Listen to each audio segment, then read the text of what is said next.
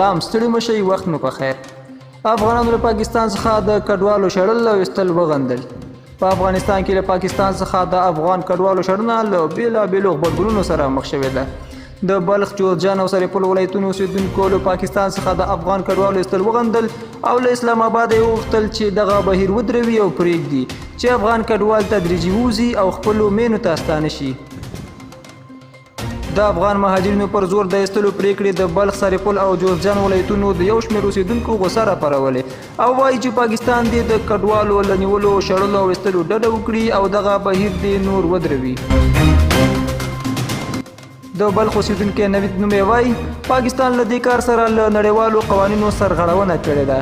اوس چې کډوال له پاکستان څخه راستنه شوي، خلک ورته هرکلی وایي او مرستو ته وردانګي. خو د سوړ موسم له رارسېدو سره دا اندېښنه رامنځته شوې چې مهاجرین به له جدي ننګونو سره مخ شي او دوی نړیوالې همکارۍ ته اړتیا لري. د بلخ یو اوسېدونکي زیبا امینیان وایي سوړ موسم را رسېدلی او ژوند یې له ستونزو سره مخ دی. له حکومته غوښتنه کوو چې د کډوالو ستونزو ته پاملرنه زیاته کړي. د جوزجان او سرپل ولایتونو اوسېدونکو ویلي چې له کډوالو سره هر ډول همکارۍ ته چمتو دي.